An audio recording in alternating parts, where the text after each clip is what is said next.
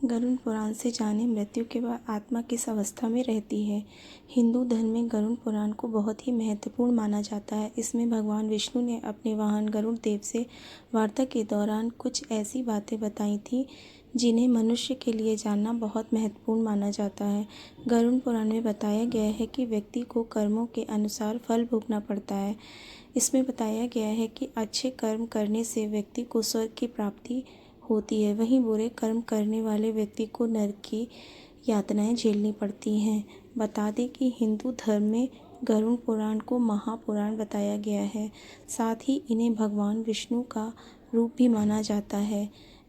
ऐसा इसलिए क्योंकि इसमें भगवान विष्णु और उनके प्रिय वाहन गरुड़ देव के मध्य हुई वार्ता का विस्तृत लेखा जोखा मौजूद है। गरुड़ पुराण में स्वर्ग एवं नरक लोक का विस्तृत विवरण दिया गया है। साथ ही यह भी बताया गया है कि मृत्यु के बाद आत्मा किन किन अवस्थाओं में रहती है।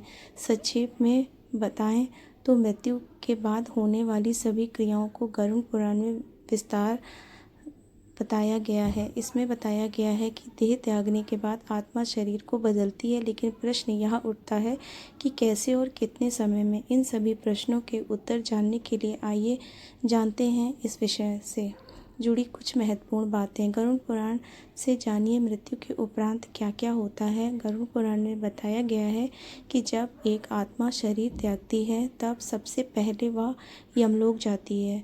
वहाँ यमदूत 24 घंटे के लिए आत्मा को रखते हैं और व्यक्ति के कर्मों को दिखाया जाता है। 24 घंटे पूर्ण होने के बाद आत्मा को पुनः अपने परिजनों के पास 13 दिन के लिए भेज दिया जाता है, जहां उनका संपूर्ण जीवन बीता था।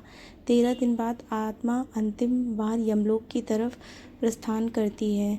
गरुड़ पुराण में बताया गया है कि 13 दिन बाद यमलोक के मार्ग में आत्मा को 3 मार्ग स्वर्गलोक, नरकलोक और पितृलोक मिलते हैं। कर्मों के आधार पर व्यक्ति को आत्मा को इन तीनों में से किसी एक लोक में स्थान मिलता है।